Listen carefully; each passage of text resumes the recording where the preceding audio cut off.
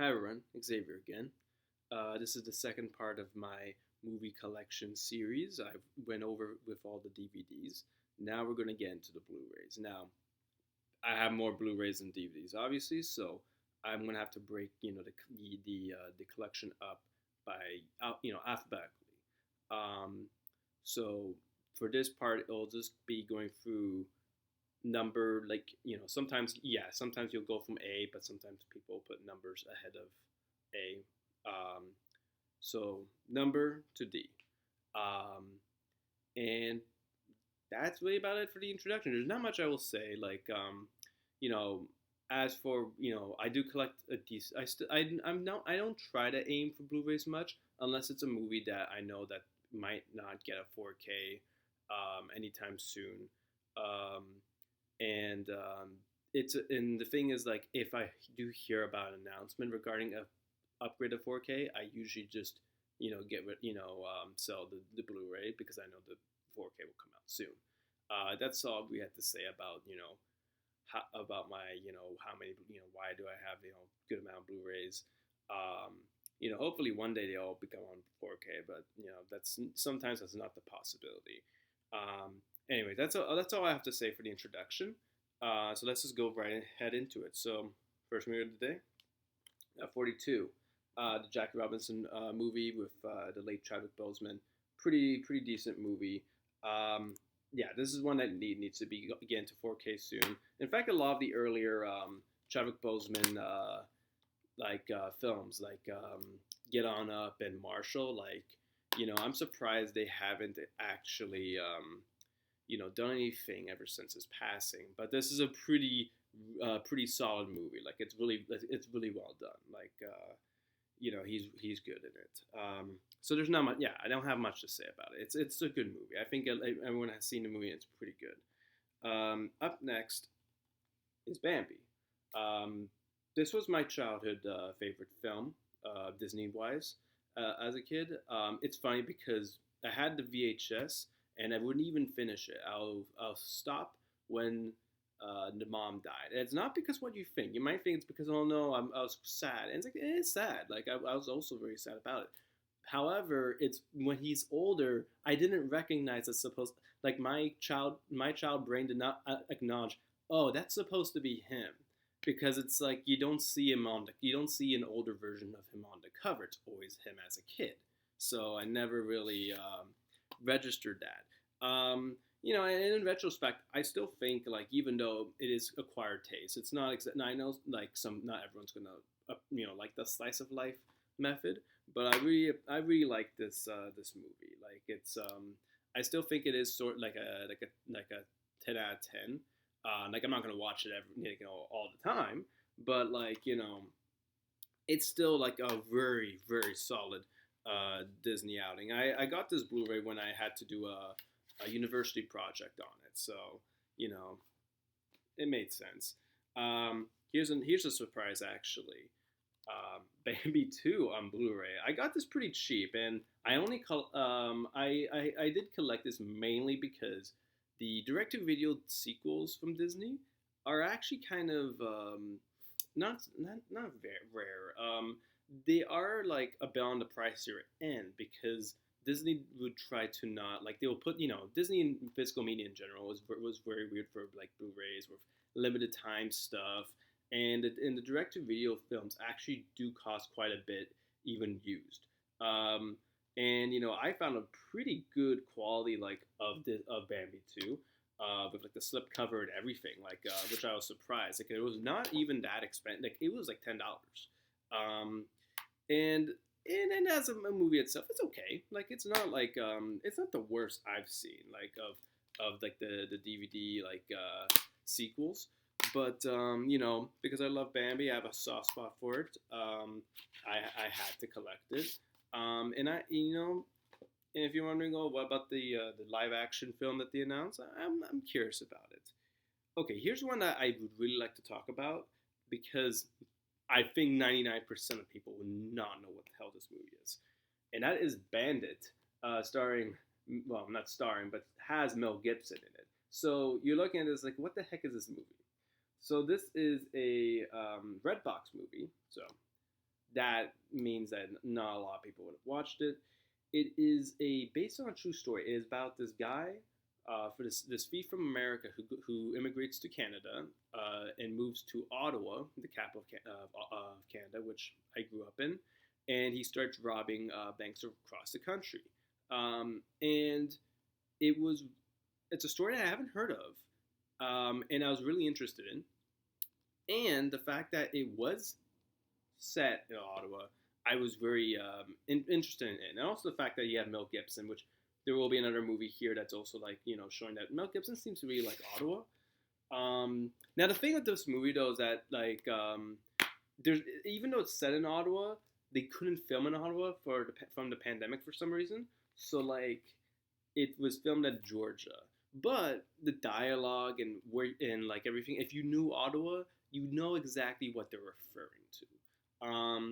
And it's honestly a pretty decent movie. Like you look at this and it looks very generic and bland. But it's like it's actually decently directed. You got the actors are good.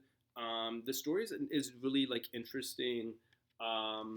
And it's just like it's like a really like a surprisingly well done film. Like it's a shame that no one heard of it, and I don't think it's gonna ever get a resurgence. But that's why I have it on Blu-ray. Like I was like surprised by how good this was. Um, let's see here. Oh yes, Big George Foreman. Now, this came out this year, but I think everyone forgot about this poor movie. Which if you don't know, it's based on it's a biopic about George Foreman, the boxer. And you think, oh yeah, well then why has no one heard about it? And there's two reasons. One, it came out at the time of the Mario movie Mania, so everyone was going crazy for that.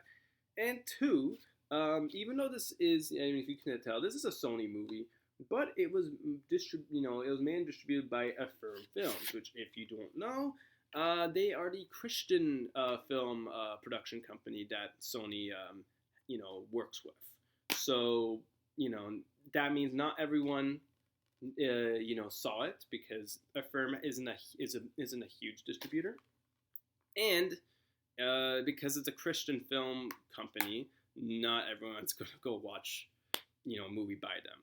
But I will say, this doesn't really feel like yes, there's a bit of the whole God thing. If you know George Foreman's story, like it makes sense, but like I actually think it's pretty it's a pretty decent biopic. It's what's his name, Chris Davis. He did a pretty good job. Forrest Whitaker's also good.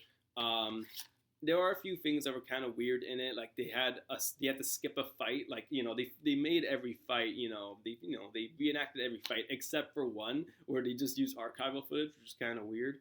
But it's a pretty solid movie. I would recommend to watch it.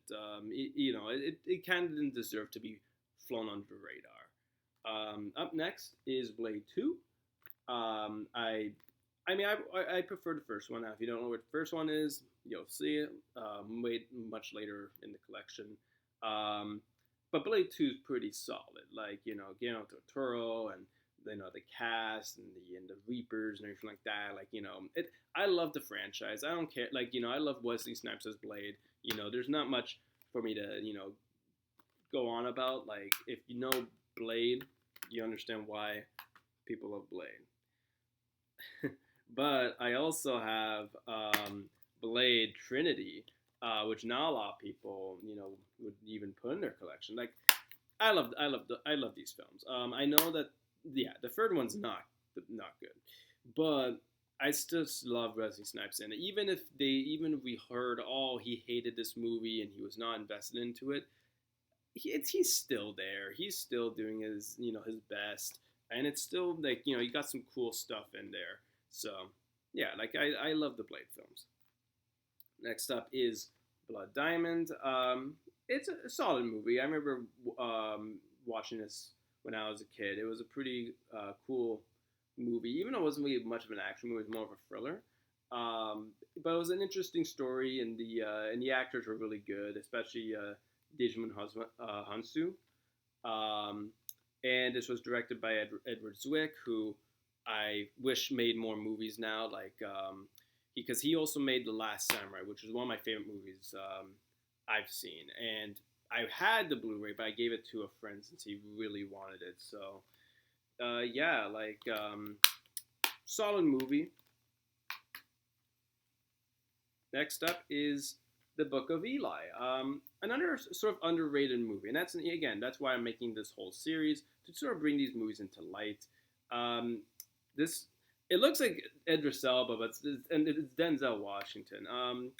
It's not perfect. There's some weird things in the movie, like Mila Kunis is in it, and she's in it quite a bit.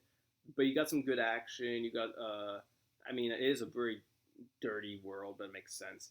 Um, and you got an interesting, like conflict with the Bible and everything. Um, it was and like I remember there was a really cool action moment. Like there was a lot of cool action sequences actually. Like even like when there was the shootout and the old in like the cannibal's house. It was like there was a lot. Like it was cool. Um, a lot of people just remember as the movie with the twist ending. But even then, I actually like the twist ending. As unbelievable as it could be. Next up is the Boondock Saints. I was really surprised by this one. I've always heard the movie, but I never knew what it was about. But then I watched it, and I understood why people love it. Norman Reedus, Willem Dafoe, like it's a very unique movie. Um, I heard they were trying to do a third movie, but you know what? I'll say this: I did have the second. I remember found the second movie on Blu-ray. I was like, "Oh, cool! I love the first movie. I think it's a near perfect movie. I want to go get this one." I hated it. I didn't like it. Some people do. I'm surprised because I don't want to get into it since it's not even in my collection. Just to go to show that how much I just did not really think that sequel lived up to the first one. But yeah. Next up is The Bucket List, which I actually find is a very decent movie. I know Roger Ebert infamously hated it, but I think that's because he was diagnosed with cancer at the time. And he's like, this is so like upbeat and silly. And it's like, yeah, well, obviously, you don't want if you want a depressing movie, that this is not it. You want even then it gets a little dramatic at the end. Like this is like a charming movie. It's like it's you can say it's a little bit of fluff, but it's Jack Nicholson, Morgan Freeman, is going on vacation. It's fun. Okay, all right, here goes. The Cat in the Hat on Blu-ray. Really should have been on 4K. Okay. Um, I know this movie gets crap on so many times. Like everyone hates this movie. It's considered one of the worst movies by the internet. But as a kid, I love this movie, and even today, I'd watch it more than a lot of modern kids movies these days. Um, the thing is, before I continue, the DVD menu. This is the Blu-ray, but the Blu-ray was with the stupid Universal format where it's like the Galaga noises and everything, and it just played the movie instead of just having the actual menu. The DVD menu was very creative when for this movie with like the actors, interacting and everything. That was really cool. As for the movie itself, Mike Myers I like, and I know people are the adult jokes are so obvious. It's like I didn't recognize them when I was a kid, so maybe I'm stupid. Maybe I was a stupid kid who couldn't understand the obvious jokes, but the adult jokes were not as obvious. I mean, they're obvious as an adult, just not as obvious to a kid. So yeah, I don't know, and it's honestly there's a lot of effort put into the movie. I don't know. I liked it. I like this movie. I don't know why people overly hate it so much. Next up is Jim Carrey's Christmas Carol. Pretty good movie. The motion capture it was a bit hit and miss, but I really liked I liked how they brought that story to life. And it's a shame that we kind of don't have these motion capture movies anymore. I know why, but they were interesting. They were an interesting gimmick. Again, not really saying too much because most of these movies I think people know, and unless I have a very different opinion from someone else, I would probably talk about it. Or if it's a movie that like no one knows about, I'll have to bring up. But yeah. Next up is Cinderella Man. Love this movie, very underrated. About Jimmy Braddock in the Great Depression, becoming championship of the world. Um, I just really love this movie. Like it's long. I'll admit, but like it's and also like yeah, like I was gonna say I was not gonna show DVD since it's just like the generic like Universal format. Universal's kind of a bit boring with their Blu-rays, but it is what it is. But I really love the movie. Russell Crowe's great. Paul Giamatti. I think he actually got a nomination for acting in it. Um, and it's just it's inspiring, and also you got it gets a bit it's dramatic. I love it. Um, Next up is Commando with Arnold Schwarzenegger. Just a schlocky, fun action movie. Um, it's I think it was one of the earlier Blu-rays. I mean, look how like early this was with the beyond high definition and the very generic like for menu format. No, not menu format. The Blu-ray case format. But yeah, there's not much to say. If you know Commando, if you know any Schwarzenegger film, you expect what you see what you see is what you get. Just a second, I'm just gonna just sip some water. All right. Speaking of Schwarzenegger, Conan the Barbarian. Now this is a great one. I love the score by what's his name? Forgetting it. I can't remember. But like the music in this movie is fantastic. The direction. For Arnold's earlier acting, it's not bad. I mean, Conan the Barbarian is not exactly a very deep character, but it's very like it's a very like well done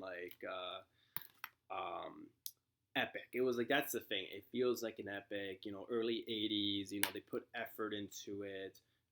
It's rated R. It's a shame they never did a proper third movie. I don't have the second movie because I like mainly because like I think the first one is that like fantastic you know fantasy epic that is rightfully deserved to be remembered for one of his earlier films. Next up is Wake Me Up Inside, Daredevil 2003 with Evanescence. I like this movie. I know people don't like it because the Netflix Daredevil is just obviously more superior. And Ben Affleck was questionable as not Ben Affleck as Daredevil. And it was very 2000s cheese. But I mean, that's kind of why I like it. There's some good stuff. I like Michael Clark Duncan as the Kingpin, and of course the ridiculous soundtrack and some of the action stuff. It was neat. I know I think people wanted a more serious thing, but it was good. And I have and this is the director's cut, so it does actually fix the movie a bit. So, all right. By the way, we are on the D section, so that means after we run out of the not run out, but like after this section, that's when the video will end, and the next part will be going to the letter E and so on. So next up is Darkman from Sam Raimi. I really like this movie. Liam Neeson's great as the titular character. It's a unique way of doing a superhero movie where it's not really much about the actions, about how he disguises himself and tries to plot everything for revenge. It's a nice revenge movie. I like the little romance. And it's also Sam Raimi put a lot of effort into the movie, like with all the stunts and the effects and everything. Like, it's a shame that there was never really a sequel, or Sam Raimi, is kind of now like. I mean, like obviously he did the Spider-Man films after that, but then he's been very weird when it comes to like his later half of the career, which is a shame because I think he's a fantastic director. Next up is the only film of this series I have on in my collection, Day of the Dead. This is by the way like a reversible cover, the actual cover when you get it in the store will be like DVD there, and you can see it inside the case. But I just flipped it to the old school poster because I'm an old school guy. And you also have a lovely image of someone just getting ripped apart there. I really like this one. It really grew on me. I want Night of the Living Dead. There is a 4K on Criterion, but it's $50 and it's black and white. Like I don't like the movie, but I don't think it's worth $50 like immediately. It's also on the public domain, so you could just watch it for free on YouTube. Dawn of the Dead, not the remake, the original. It is on 4K, like in like UK, and you can import it and it could play on North American, but it is on the pricier end, and I also don't. And when it comes to mailing stuff, I don't mail stuff in anymore because of where I live. It's not exactly the easiest to get things mailed in where I am, so makes sense. I know you say, oh, but you're in Toronto. It's like no, I'm like in a weird apartment complex. I can't really explain the details, but let's just say trying to get mail is a bit complicated. And as for the later films, they're not my favorite. I used to have what was it, Land of the no, is it Land? Yeah, Land of the Dead. The John Leguizamo film. And that was okay, but it was just like I didn't like the characters in it. But this I like the characters. I like the more slower pace and trying to get the showing the zombies being intelligent and the climax. It's all like it pays off. Like it's really well done. I really love the first few like Romero zombie films. Like they're classics. Next up is Demolition Man. This is a great one. I will say the third act is a bit weak. Like after they visit the underground city, but the commentary, like the meta commentary about like oh, this is what the future is gonna be. It hasn't like it's aged pretty well. Like I love the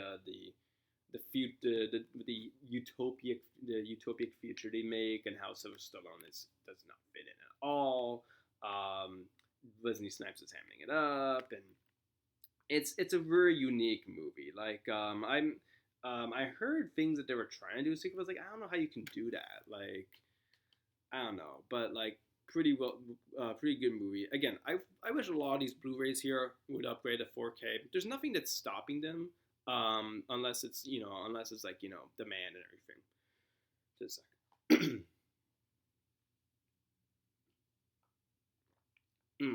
All right, just two more movies. Django Unchained. Not much to say. I think everyone here, everyone has watched Django. If you haven't, gotta check it out. Fantastic Tarantino film. Sad. It's a very satisfying movie. Like, there's not much to really go on about it. So, yeah, and that's it. Like, wish it got on the 4K. But yeah, like it's Django. It's what else I can say about it. And then the last one, and I will have a few bits to say because I think it kind of flew under the radar. And that is Dora and the Lost City of Gold. Now, this movie, it came out a few years ago, like 2019, and it did okay, but I think no one has talked about it ever since. I think when it was announced, people were like, this is ridiculous, because initially there was rumors it was going to be produced by Michael Bay, and people didn't like that, and people thought it was going to be weird, like you have an older Dora, and like, oh my god, it's so weird. I remember watching it like on the street, like when it was on Amazon a few years ago, and I was pleasantly surprised by it. Now, it's not great. I think the third act really gets into the generic side, like it just becomes Indiana Jones but for babies. But the first half of like the movie is really good. Like it does a good job of basically let's basically take Dora into a meta type of setting where she's older, and it's like you could say it's like, well, it's not like it's for the fans. It's for like old fans who like grew up with Dora, but they understand how annoying the show is. And in the movie's making fun of it. Michael Pena, he had a bit of cringe jokes, but he was also pretty decent. When you have Diego, who's just completely grown up, and he's just so like put down by reality, and I really like that dynamic. There was a joke that me and my brother, when we watched it, it just made us laugh. Where she just go, she's in L.A. She goes outside, to try to sleep, and she looks at the stars, and but it's L.A. So you have the airplanes, and then you have a helicopter come around, and you hear them saying, put your hands up, get down on the ground, and it's like I couldn't believe they put a joke like that, and it's like there's also like the joke about them being like I think they're getting drugged and they see themselves as cartoons. It's really well like I actually really liked it. Like the third act is pretty like generic. That's where I think it kind of falls flat. But it's like it goes into the weird and it goes into the fact that this is not like for like act like for just the preschool demographic. This is like for families, especially for people who grew up with the show, and we're trying to treat it as like grown up as we can, but also for kids who might not have watched the original, but want to try to understand, try to get that type of vibe. And it's like what Benicio del Toro as Swiper, it's stuff like that. I appreciate that movie. Like that movie is like that's a pretty like even though like it's not perfect, it can it deserves to get some recognition for going out thinking outside the box. And that's what I really like about when you got special like a filmmaking vision. Um, and that's about it for today's video. You know, just from numbers. By the way, there was not even A's in my Blu-ray collection, so it was basically one number title and just going to B to D. Um, I don't know how many letters will be in the next part, but it'll probably be similar amount to this. And considering the fact that we had like a pretty decent amount of movies here, it's oh well, I mean I'm rambling on 27 minutes now, but yeah, no, it's still I'm enjoying doing this, and I can't wait to get all the way into the 4Ks and get more into like some of the unique stuff I have. With that said, thanks for watching, and I hope you all have a wonderful day.